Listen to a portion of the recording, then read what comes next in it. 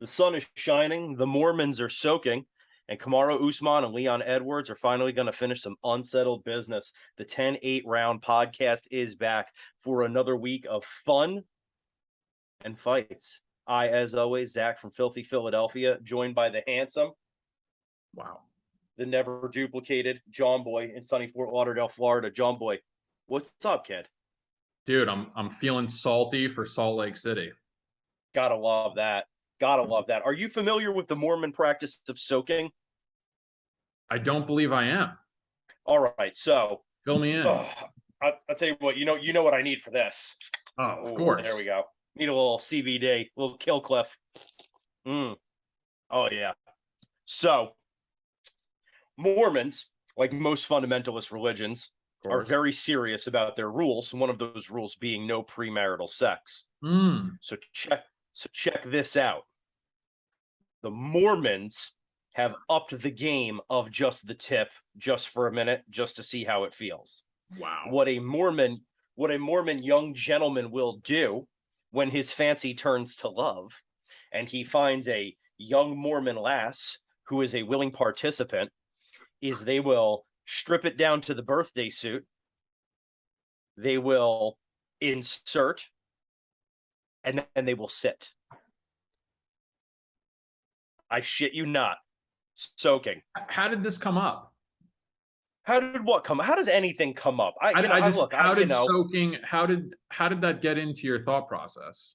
John, I've lived 32 years on this earth, and in that 32 years, I've done one thing well, and that is I have amassed a vault of useless and bizarre information. But soaking, you can fact check me on. I love it. I mean, I love when you drop and bestow knowledge upon us. That's what I'm here for. That's not but useless. I'll tell you what. That's not useless. It's not useless. Maybe you're spending the weekend at BYU. Maybe one of our listeners is going out for a BYU football game. Maybe he's going to hit up Solitude, get some shred, get some fresh pow. Social awareness, baby. That's it. Maybe the cute Mormon lass at the end of the bar gives him a wink and a smile. Says she's looking for a mountain man. Make an honest woman out of her. Looking for a soaking. Do you know what those little shits will do though? Because they think they're slick. And this is where it gets strange. They will actually have other Mormon friends under the bed to shake the bed. Okay, yeah, I think you lost me on that one there. That's where it kind of veers off for me a little bit. So they think, right? They think they're not breaking the rules because they're not having that thrust. They have to convince themselves. I got you. That's an interesting coping mechanism there. But right, hey. they got the S without the X going on here. You know what I'm saying? So now a couple of your buddies are under the bed and they're going to shake it so you can fake that funk. I don't know about that. I think at that point, just beg the good Lord's forgiveness. You know what I mean? Yeah, you got to face the music at that point. I live by a very simple motto: make love, not war. You know what I'm saying? Oh yeah, I love it. As we do a fight podcast. As we do a fight podcast, there's no more love will be shared than two combatants who have just laid it all down in the octagon for 15 minutes. I've some never of the best hugs you'll ever see in my life. Well, that's a nice setup for us to say that this weekend coming up, we got some violent business going down in the city of Saints, the city of Salt Lake, Utah. Have you ever been? Have you ever been to Utah? I have not. Not much going on. Yeah, not missing much. Yeah. If you like to hike, you like to ski, you like to snowboard, I say go. Okay. If you don't love those things, do not go to Utah. Yeah, I'm probably good on that then. Yeah. Well, listen. I spent Thanksgiving in Utah last year. Not bad. I had a good time. It is what it is. Before we get there, do we want to engage in our rich tradition of 3 takeaways from last week? I think we owe it to the people to give them 3 takeaways. You wanna start things off? I do want to start things off, and I'll tell you what I'm gonna do. So first and foremost, big shout out to friend of the podcast, the homie Timmy Green, aka Timbo Slice. Timmy G and his missus came over Friday night. We hadn't chopped it up in a while. They came over for a little Pizza John and a little Bellator action. So 2 of my 3 takeaways this week are actually Bellator related. Interesting. Okay. Yeah. I like So it. my first, Keep me on my toes.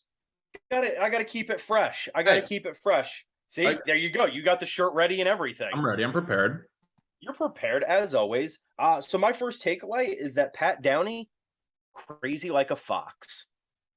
So I don't know if you caught this weekend. Pat Downey made his Bellator debut, won it in 59 seconds through a combination of fantastic wrestling and a choke.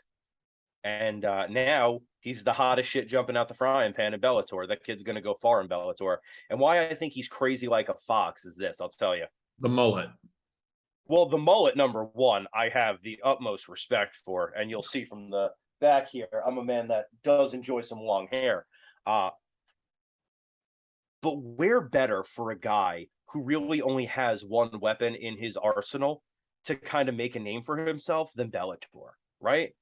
I mean, if Pat Downey goes to the UFC, he's going to run into a brick wall eventually. And that's what I hear people saying about Bo Nickel, who won his last Dana White contender fight series fight in under 60 seconds. Yep. He didn't get the contract because it's only his second fight. He's going to have to fight again on that series in September. Yep. And Bo Nickel's walking in there at 185. I mean, he's eventually going to run into some brick walls against that wrestling, you know?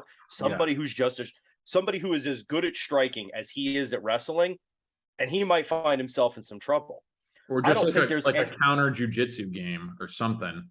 Well, exactly. I mean, you know, and Bo, I believe both Bo Nickel and Pat Downey have grappled with Gordon Ryan. Both of them were able to take Gordon down easily. And somebody will have to fact check me on this one. I believe both of them were submitted by Gordon Ryan, right? So wrestling is great. That's also nothing to sneeze at. Of course not. He's the greatest modern grappler of our time, possibly the greatest grappler in history. Exactly. But my point is this: Pat Downey. There's nobody I don't think in Bellator who is as good at their skill set as Pat is at wrestling. Yeah, no, I mean, we're seeing it with other organizations too. There's the PFL just signed Shane Burgos. There are guys who are seeing, it's a least path of resistance where they can go into an organization and they can, 5x the money that they were making in the UFC in half the time. So you're starting to see it more. I'm all for it. I like that. I like that there's a little bit of competition with the UFC. I'll tell you what, I'm going to be watching a little bit more Bellator and a little bit more PFL now. Exactly. Plus, you got one over there in Singapore. They're bringing their first fight card ever to the United States in 11 days. Yeah. I love it. I love it. And listen, life's a buffet, baby, and I'm starving. So you know what? If we got organizations that aren't UFC bringing me good fights, bringing me interesting fights, interesting matchups, I'm all for it. And Pat Downey, he's going to make that money. He's going to secure that bag in Bellator with a lot less resistance than Bo Nickel is. Pat Downey also a little bit of a colorful character, not always what we would call maybe the best dude. He's not a cookie cutter, perhaps. Not a cookie cutter guy. He's not the all-American boy that Bo Nickel is. Pat's gotten himself in some trouble before. Maybe a little less scrutiny in Bellator. A little bit less of a microscope. Well, you and I talked about this off pod, but we know who was in his corner. Luis Pena, aka Violent Bob Ross, who at the time of seeing that photograph, I believed was still in jail for armed robbery. Because Violent Bob Ross has been cut from the UFC for being arrested for, I believe, an armed crime, a crime committed with a weapon. So, maybe Bellator maybe Bellator becomes the halfway house of MMA organizations. That's it. Are you coming out of jail? Felony convictions? Scotty Coast got a home for you. Don't worry about it. We don't do background checks and there's no metal detectors at the door. Come on in and fight. And no USADA. That's it. Juice it to the gills. Let's see how hard a human being really can punch. Welcome to Bellator. Dude, honestly, that's a great selling point for them. Bellator, call me. All right, what's your first takeaway of the week, John Boy? What do you got? I think this one kind of sums up MMA as a whole and just how bizarre the sport really is. Gerald Meerschaert landed better strikes on Bruno Silva than Alex Pereira did over the course of 3 rounds. That is a hot take. Wow. I How mean, he about did. that? I don't even know if that's that hot because he Mm. literally did. He finished him in the 3rd round, dropped him with a right hook. He ended up submitting him, but I mean, the damage was basically done on the feet. That was extremely impressive performance from GM3. And that just goes to show, man, matchup stylistically, weird stuff happens. And the savvy vet getting it done once again. Can't say I'm surprised. Love to see GM3 doing the damn thing. Love to see GM3 in the win column. I think the world's a better place when GM3 is winning. In your mind, though, does this have any implication on 185, or is that just a one-off observation? Well, I mean, it's definitely going to sky GM3 up the ranks a little bit, right? Bruno Silva's no slouch. He was coming in at a minus 300 favorite. You know, a lot of people were on him for knockout. I liked him to win by knockout. So I think GM3 is an interesting fight for some people. He possesses a lot of weird niche things that can cause a lot of problems. And if he can tighten up his game and his striking and not get caught and kind of look to impose his will the way he did against Bruno Silva, I don't know. Watch out for GM3 a little bit. He could make a little move. I'm not saying maybe a title, but definitely up the ranks. Definitely up the ranks. I like that. I like that. So I'm going to butcher some names here. So let me pull them up and try to phonetically read them for my second takeaway of the week.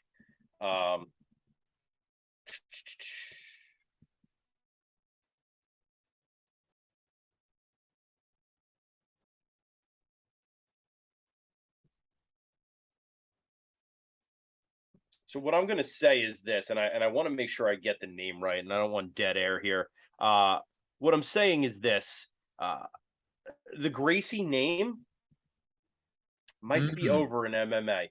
The Gracie name might be over in MMA. That's what I'm trying to say here. I don't know if you saw Neiman Gracie. Yes. Fought Bellator on August 12th. Mm-hmm.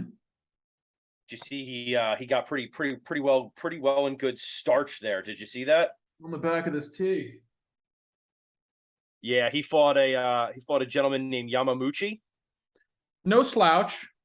No slouch. No slouch. Absolutely no slouch. But I mean, Gyoti Yamamuchi was large and in charge for all of that fight before, I mean, eventually just folding up Mr. Gracie like a cheap suit. And I'm starting to think, for a long time, I think I held on to the Gracie name in MMA kind of because of Kron Gracie, who had a pretty good run in Bellator, had made some waves. But after seeing Neiman Gracie just get folded up like that against somebody who was another grappler too. So right, this is your wheelhouse. This is your chance to showcase the Gracie name. I think my overarching takeaway here is I think maybe the Gracies are the victims of their own success at this point. I think MMA has sort of left the Gracie name behind after the Gracies kind of introduced MMA to us. I don't see anybody in the Gracie lineage coming up anymore who's going to be the next Hoyce, the next Kron, the next Hickson. Well, Kron was in the UFC. He fizzled out, right? He did fizzle out, but then he had a good resurgence in Bellator. Did he? Yeah, Kron Gracie was in Bellator for a while, I think. Let's see. I don't think so. This is why we have the internet. He was at Risen, and then he went over to to UFC, and then after Cub Swanson beat him, I don't think he fought again. I actually saw a video of him surface on Twitter that he was rolling with Nick Maximov. He's in the Diaz camp because they use him as a body for BJJ. Okay. But yeah, no, it's one of those things, right? Where if you can't impose your will in one department, some of the Gracies tried to fall in love with their hands a little bit. And that ended up being a detriment to them. You keep on the feet with them, and bad things usually happen when they can't get it to the ground. Yeah, I feel like for Simple a as that. long time there was always a Gracie somewhere in MMA, right? And I'll say this just for our transparency for our listeners. I've looked it up. Mhm. John Boy's correct. Ryzen, not Bellator, is where Kron was. Ice Cream Kron, as he is known. Um, but I feel like there was always a Gracie in the background somewhere. We always had some Gracie who was doing some MMA somewhere. But I feel like at this point, I just I don't know that that name enough is going to be enough to sell MMA fights anymore after watching Neiman get folded up. Not by somebody who's a slouch, as you astutely pointed out, but not somebody who I think we were going to be like, this is the next coming either. I mean, it's Mhm. a Bellator Friday night main event, so I think I don't know. I think we may be at the end of the reign, and probably well past the end of the reign of the Gracie family. Yeah, man, it's sad. I mean, they're trailblazers in the sport. They don't have to worry about that. So, I hear what you're saying though. It's a lot of hype, a lot of expectations. Um, and shit happens. Have you ever gone back and watched the Hickson fights from Japan? The shoot fights with Hickson? I've seen them in bursts, but not full, clips, stuff like that. That's, one of these days when we don't have a fight card coming up, we're gonna have to sit down and talk about, what we think Hickson maybe would have done in the UFC, because that is just there's some speculative stuff there about what could have been done. That's it. I figured we'd talk about Bellator this week, John Boy. So I got two for Bellator. I don't know. That's fair. Whatever. It is what No, it is. change it up. Keep them on the toes. I'm Why gonna not? stick. I'm gonna stick the UFC route. Um, this was kind of hard for me to narrow down. My third one's easy. My second one, I kind of want to give love to two people. Nate Landwehr, Ooh, must see TV must say. on the mic, in the ring. I don't know, that guy earned a lot of fans last week. And then Angela Hill, got to give props to Angela Hill, Friend of the pod. friend of the Big friend pod. of the pod. Fights at 120 at a catch weight and beats Lupita Godinez, who a lot of people had a lot of high expectations from. A really good fighter, Yeah. huge favorite going into the fight. If Angela Hill keeps off the ground like she showed and keeps that takedown defense, I honestly think she's a problem at 115. And I'm talking like contender problem. There's not a lot of girls who can beat her up on the feet. It's always extremely closely contested. And then she usually loses in the grappling department. She looks strong. She looked really good. Angela Hill was extremely impressive for me this week. Well, listen, I have nothing much to add other than I love when Angie Hill is winning. We're both big Overkill fans. Um, it is nice to see her kind of showcasing what I think the best part of her game was in her last few fights and in a lot of interviews and stuff. She had talked about sort of trying to transition her game to the ground a little bit, trying to showcase more stuff on the ground. I think she had been working her jujitsu a little bit. I think She was if shooting takedowns. shooting takedowns, I've right? never, I've Exactly. never seen her shoot takedowns, so that was cool. It kept Lupita guessing. It was a a wrinkle that she added into her game that we really haven't seen before. She's Yeah, adapting, she's yeah, adapting, and she looks motivated. She looks hungry. Um, good shit, Angie Overhill. yeah. From your lips to God's ears. Let's go. Let's go. You got your final piece. I want you to go first. Okay.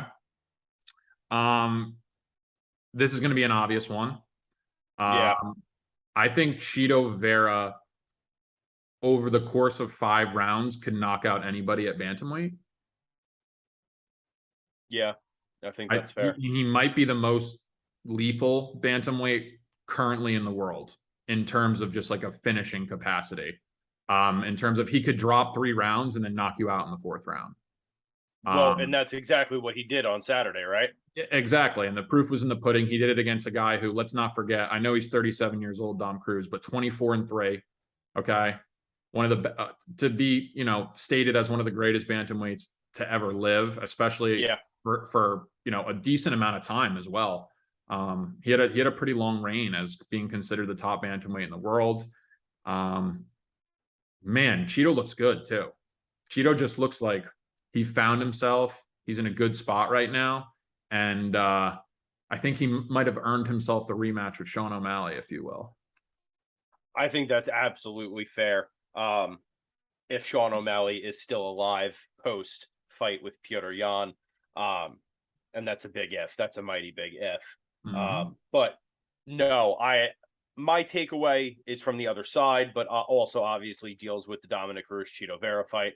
My takeaway is only this, and it's only because I've seen a lot of speculation about it online, talking about should Dominic Cruz retire. I don't think Dom's done yet. I really don't. I mean, Dominic Cruz looked good in the first 3 rounds of that fight and won the first 3 rounds of that fight. You know? Yep, he got knocked out in the third. He definitely won the first 2, but you're right. He was winning the third. Right. There you go. I think Dom's still got some stuff left in the gas tank. I think the question is, now that the bantamweight division may be somewhat surpassing him, as time marches on, right? And time is the one battle none of us are going to win. Does Dominic Cruz want to be kind of a gatekeeper for the division? Because I think that's where he'll settle in. You've got killers in the bantamweight division right now. Chito Vera being one, Petr Yan being one, Aljamain Sterling being one, right? We'll get into one too. That's going to be fighting this week. Yes, who is also who I will get out there is definitely the play of the card for me as well. I don't think I'm going to like what you're going to say, but I may have to respect it. I think you might like it. I might. But, I think at this point, when I look at the 135, when I look at the bantamweight division, I think Dominic Cruz would get very comfortable there, sort of as a gatekeeper for that division. If you want to be considered for a top 5 spot, if you want to be considered for a title fight, Dominic Cruz is kind of the guy you got to get through to prove that you're ready for that step up in competition. Especially over the course of 3 rounds. I feel like he could outpoint anybody over the course of 3 rounds. Yeah, that awkward outside fighting style, it still holds up. It really does. But Dominic Cruz doing all that color commentating, all that other stuff that he's doing, does he want to be the 135 gatekeeper? And given how injury prone he can be, I don't know that he'll want to, but I don't think he's done. I don't think Dominic Cruz should retire unless he wants to retire. There's nothing I'm seeing, because MMA junkies posting articles like, should Dominic Cruz retire? No. I understand. Unless he wants to. In the public eye, you're only as good as your last fight, right? Which it's a shame, but it's a fact of the reality. It's human nature. It's just how it is. Set it up, Frankie Edgar, Dom Cruz, and what else? What else do we have to say? Really, that's the fight to me. Yeah, I'll watch that fight.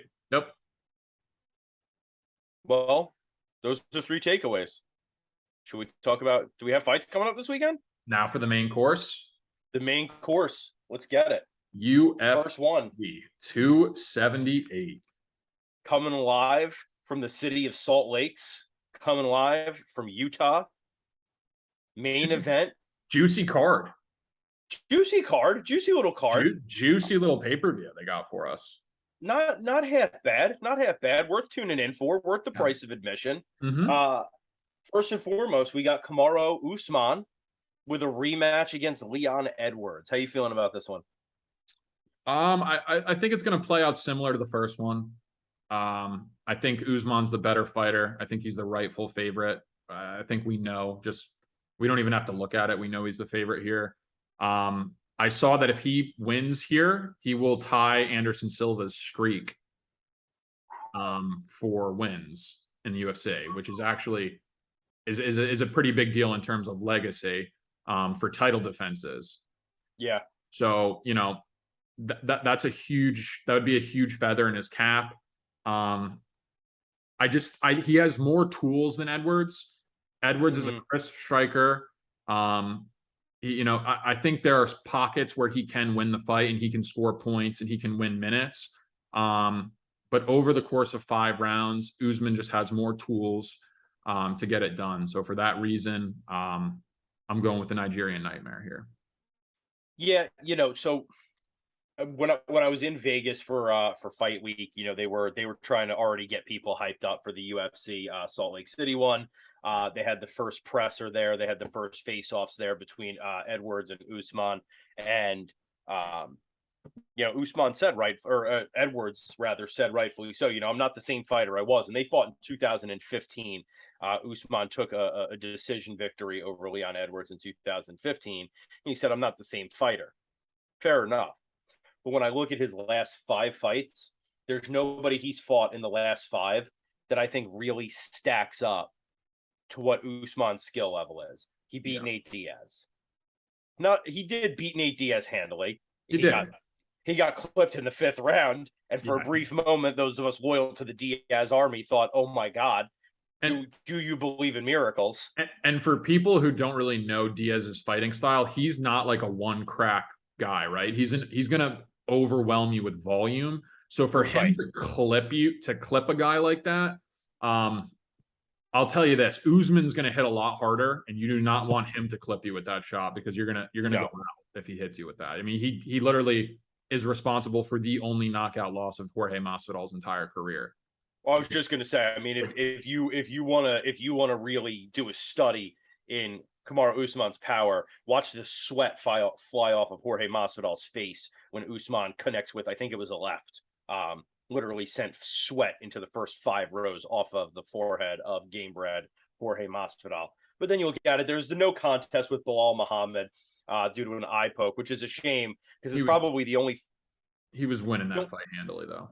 Yeah, but it's the only one that had it played all the way out might have given us a more clear idea of where Leon Edwards' game was at.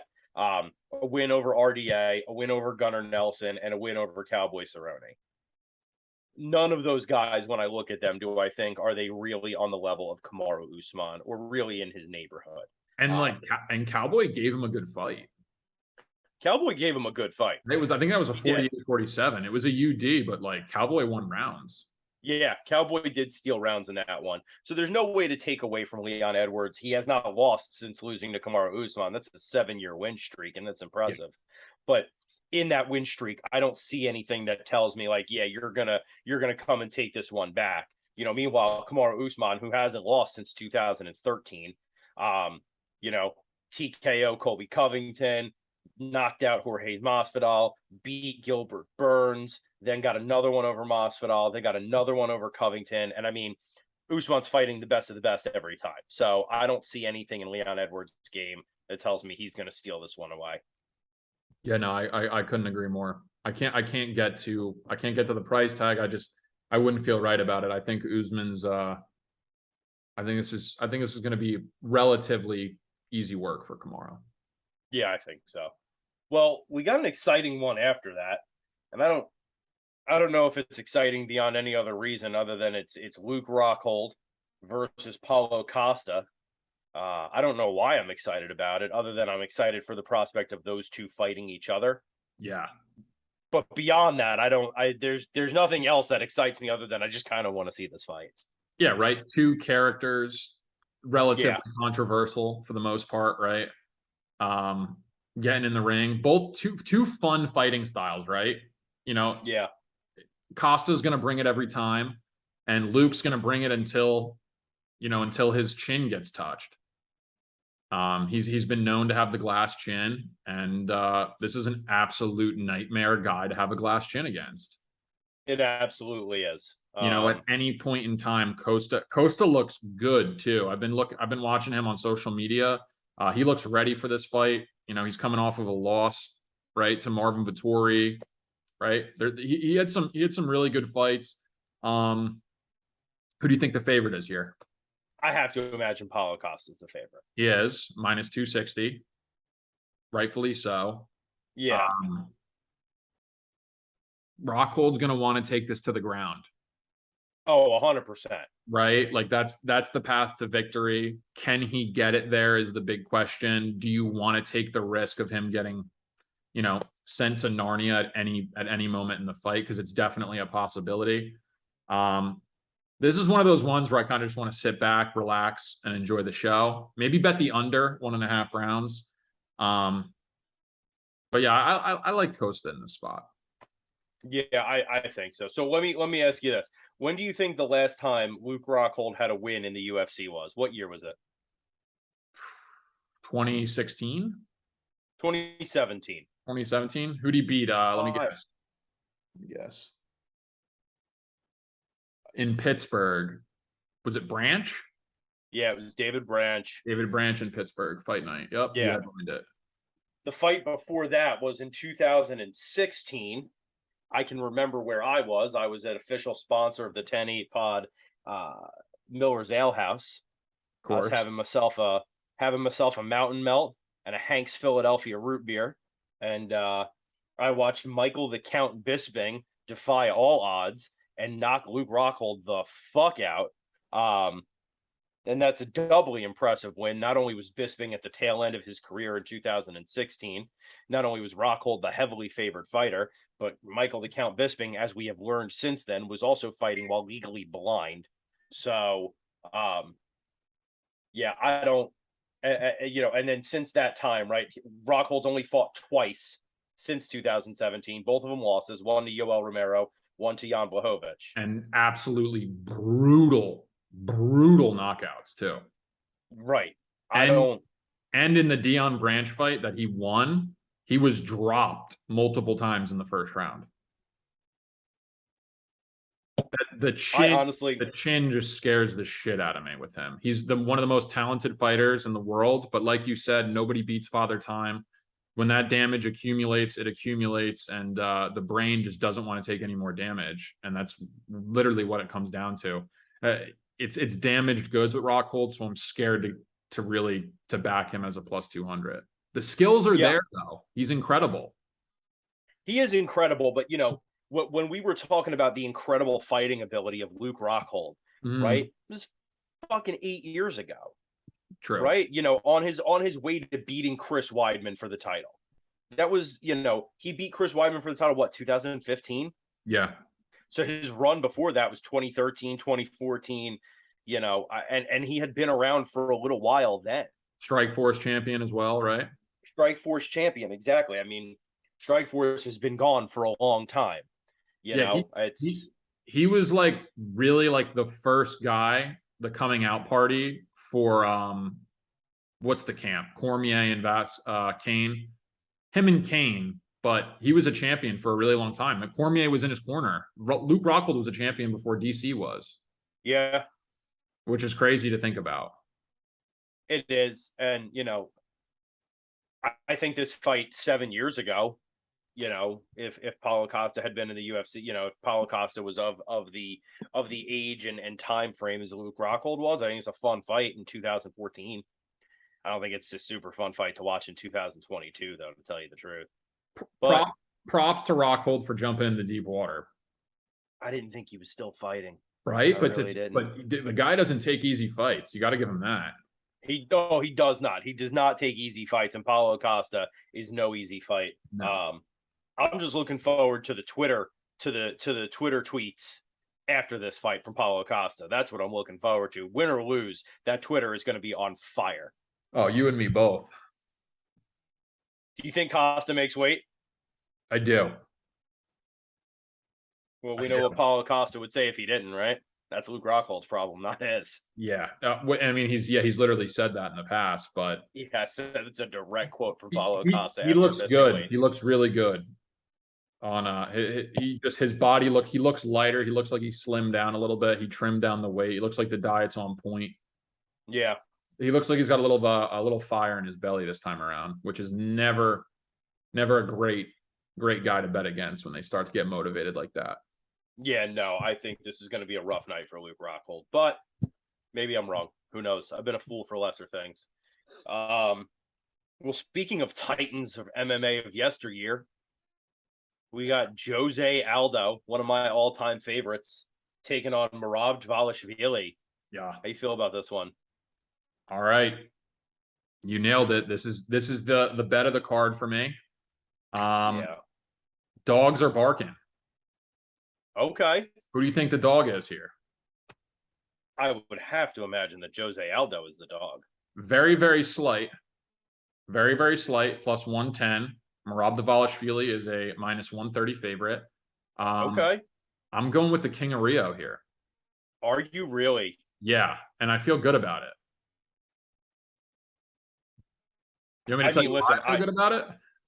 Well, we do have an MMA podcast, so, Yeah, I'd love for you to tell me why you feel good about it. I think our listeners might enjoy that analysis. See, we're getting into the stylistic matchup, right? Sure.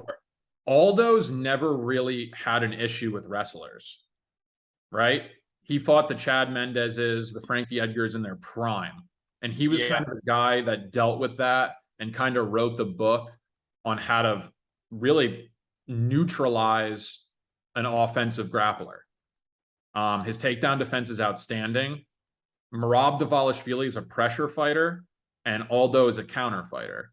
I just think that, I've seen Merab get caught. He got caught against Marlon Moraes in I believe that was his last fight, where It was 70% of referees would have stopped that fight. Jose Aldo has a win against Marlon Vera. Yes, he does. And not that long ago. Exactly. Like the good Marlon Vera. Yeah, that was good Cheeto. I think it's the last hurrah for the King of Rio. I think it's make or break. Right now is the opportunity. It's now or never. Yeah. I like the stylistic matchup here. Merab's not that good on the feet.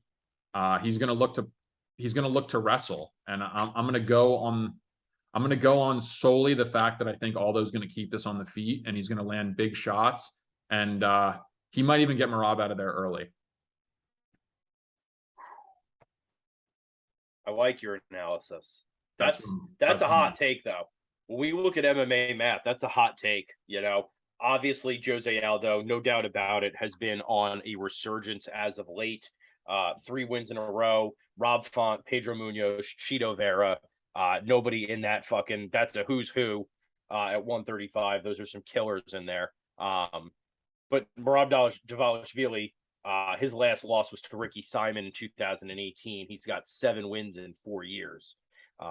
Again, against tough guys, right? Marlon Moraes, Cody Stamen, John Dodson, Gustavo Lopez, Casey Kenny. So, a little bit of a mixed bag there, but winning all of them. But listen, I have no reason to disagree with you. I mean, Jose Aldo is, he's one of the best mixed martial artists of all time for a reason. And you're right. I think this is kind of his last run. This is his last chance dance. And I was sitting down doing my analysis for this card. And I sat back and I was like, Jesus, I feel like I've been watching Jose Aldo fight forever. Right. And it's because I have.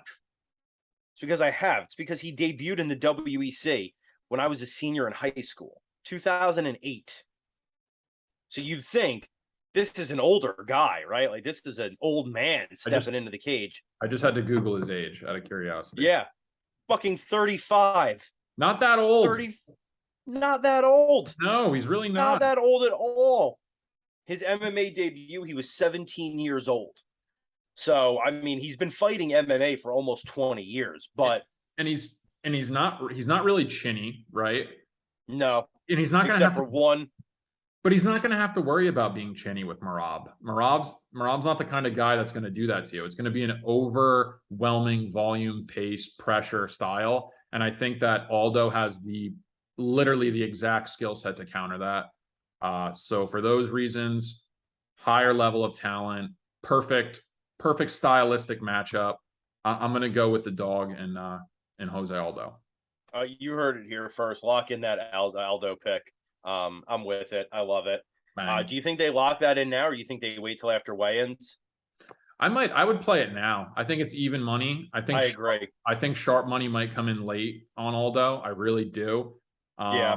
Especially up to a favorite. And it's especially because it also goes to right. Merab doesn't really have a lot of name value outside of, like the tight MMA community that really knows. In terms of a casual standpoint, I don't think there are people that are, the general public's not going to the window to bet Merab Dvalishvili against Jose Aldo. So, I agree. For all of those reasons, I think you get the plus money while it stands. It's Aldo time, baby. Well, we go to the big boys next. We got a heavyweight scrap coming our way. Marcin Tybura taking on Alexander Romanov. Mm-hmm. Am I crazy to think Marcin Tybura might have himself just a real long night in there, or a real short night in there? I understand, right? Romanov's a great prospect. Okay. Yeah. But Romanov really hasn't fought anybody, right? He fought I believe it was Juan Estrada, and it went to a draw because he got a nut shot and he couldn't continue. That was kind of the first adversity that he faced. Since then, Estrada's been cut from the UFC. So he did have a little bit of a hiccup. Otherwise, what, he just beat Chase Sherman, right? Who hasn't beat Chase Sherman? Sherman. So I mean, the ceiling is high. There's a lot of hype behind a guy like that. But what concerns me is the line. First of all, what do you think this is lined at? I don't know. Is Romanov like a plus 300 favorite? Minus 400 favorite. Minus 4. I always get the plus and minuses mixed up. Minus 400. Minus 400. He's a 4-1 favorite. That means Tibura is 3-1 dog. That means for every $100 you lay on Tibura, you'd win 300. Yeah. The one thing I will say is Tibura has a win over Sergey Spivak, who has a very, very resembling style that Alexander Romanov has, right? It's like a pressure, grueling, grinding pace. I think Romanov wins the first round clearly. But if Tibura can weather the storm, I think there's a huge live bet opportunity where, Romanov, you can see it take a toll on the gas tank with him. If he doesn't get it done early, I think that problems are going to arise. And for that reason, I'm going to be keen to watch that live and look to bet Marcin Tibura live if he can get out of the first round. If he gets it out of the first. And he's been stopped in the first before, so exactly. It's not unheard of, right? Yeah, I mean, I think this will kind of tell us, is Alexander Romanov really worth the hype, right? And that's the thing, right? It's like, this is definitely his best competition to date. And that's kind of what we're going off of. Can he rise to the occasion? Can he beat a guy who's fought the who's who of the division? I'm not willing to take a risk at 4-1 to play him. No. So Tibura might be the play. There might be value there.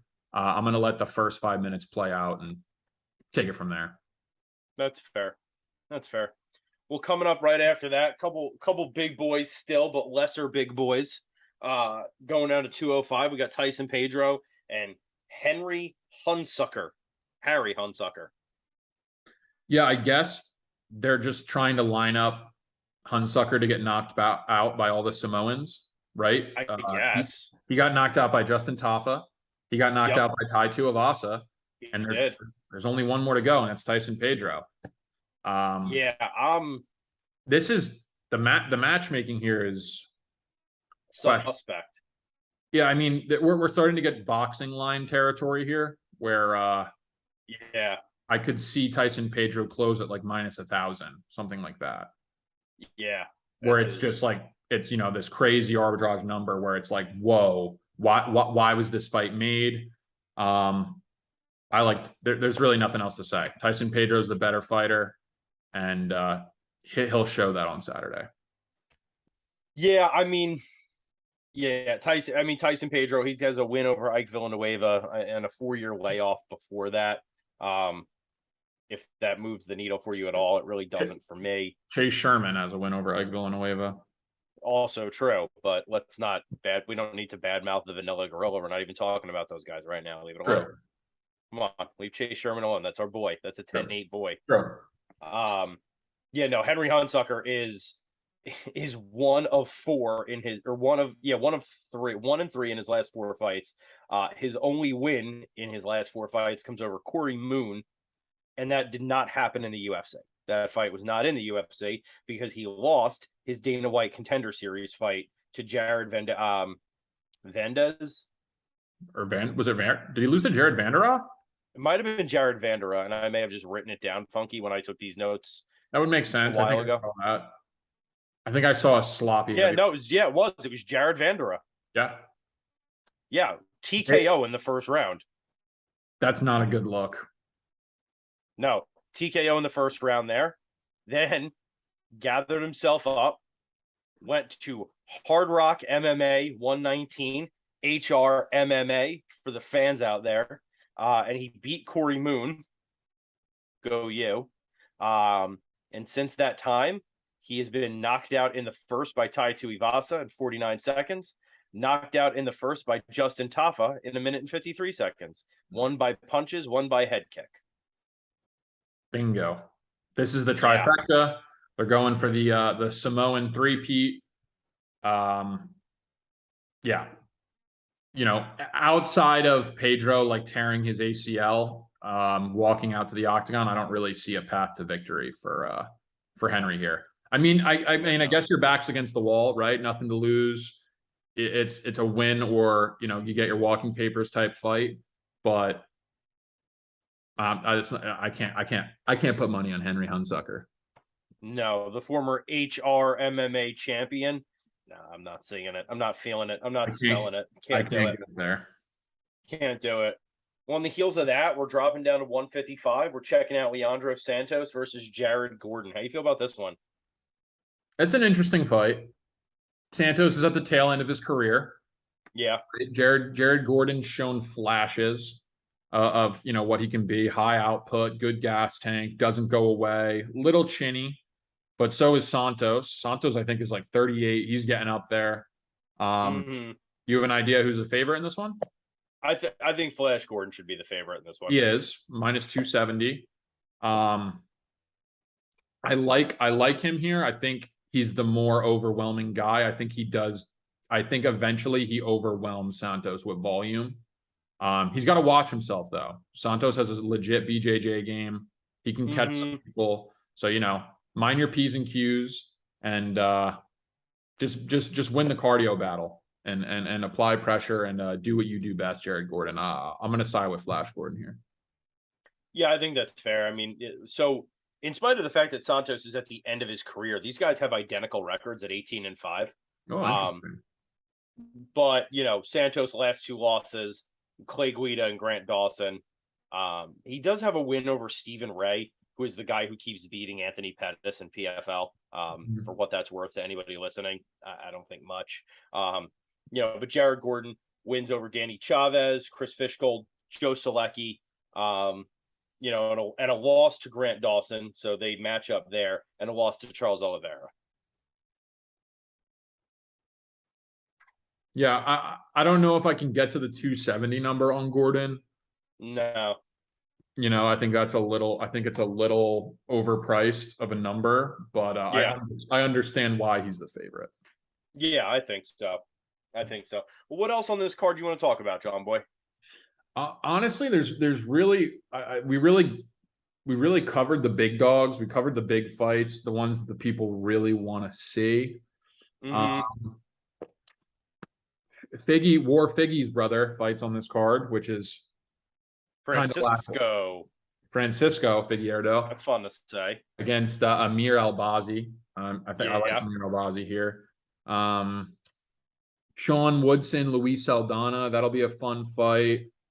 Honestly, though, there's nothing that I'm seeing here that I want to lock in, that I feel confident about to tell our viewers. I'm gonna ride the King of Rio here and put my faith in Jose Aldo to get the job done. Well, I think I'm with you there. You don't want to talk about Miranda Maverick? I like Miranda Maverick. I just don't know why they put her up against Shayna Young. I feel like the path to victory is there for Miranda Maverick, up and coming fighter. Just the competition is a bit lackluster for me to get excited about that one. Can I tell you that Miranda Maverick, I think, has the dumbest nickname in MMA right now? Why is that? Do you know what it is? No, what is it? Fear the. Oh. So when the announcer calls her name, it's Miranda Fear the Maverick. Yeah, that's a little rough. That's terrible. Yeah, for a bad nickname like that, I'm rooting against you every time you fight. It's not personal. I'm sure she's a great person, but it's a fucking trash nickname. They might want to shop that one and rework it a little bit. Little rebranding action for Team Maverick. Maybe hop down there to the boys at Sanford MMA, aka Killcliff FC. Let them know you want to work your ground game a little bit. And hey, while I have you guys, can you help me workshop a better nickname than fucking Fear the? Because that's fucking stupid, and I feel like an asshole when I get called to the cage. I'm a great fighter with a great record, but I'm over here feeling like a dickhead every time I walk out because my nickname's fucking stupid. Can't please them all. Can't please them all. That's true. But if you're lucky, you'll please some of them sometimes. Just ask the Mormons in Utah. What do you got, John Boy? I mean, what do we got going on in MMA this week? Any crazy news breaking? Anything coming out here? That comes to mind, Dominic Reyes. He's back. They announced this fight. I don't know if you saw. They matched him up with Ryan Spann. They put him on the 281 Madison Square Garden card. All right. So it'll MSG. be good to see him back in action. Yeah. We mentioned briefly that Hurricane Shane Burgos signed with PFL. Has gone over to PFL. I think that's a great move for Burgos. I really do. And I think it's a win-win. I think it's a good pickup for PFL. They might have overpaid him a little bit. I don't know what the contract looks like along those lines, but in terms of like, Dana said it himself after the Burgos fight. He's must-see entertainment. You could put that guy in an Applebee's parking lot in Tijuana, and people are going to show up to see him fight. So, do they have an Applebee's in Tijuana? I don't know. If they do, Shane Burgos would sell it out. Let's just say that much. You been to Tijuana? I haven't. Applebee's might actually be a good decision down there, down old Tijuana way. But that's just a little feather for your cap. You know, hitting up the Happy Bees, getting some half price apps. Catch a fight in the parking lot. You never know. Catch Shane Burgos fighting in a parking lot, apparently. No, I mean, I think it's a great move for Shane Burgos because I think he probably wasn't ever going to be a UFC champion, but he might be a PFL champion.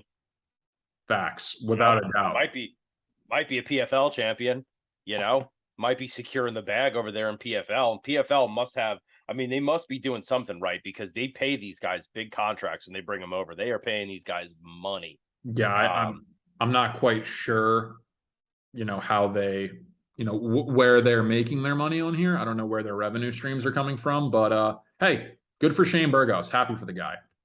Yeah, absolutely. I think it's a good move, and like I said, it's always nice to see a little bit of cross-pollination here. It's always nice to see a couple other fight promotions doing things that rival, if not overcome, because I think that's probably an impossible feat, but at least rival the UFC. And I think next week, maybe it's worth, maybe we dedicate a little bit of time to talk about the one card that's coming to the shores of the United States. That'll be on Amazon Prime. I don't know. We'll see. Anything else, John Boy? Anything else you want to go over this week? I think we did the dance. I think we did the dance as always. A shorter dance than maybe some of you are used to, but use that time to crack open a book, go out, get a little vitamin D, and as always, maybe take that extra time. Call your mother. Tell you love her. Peace.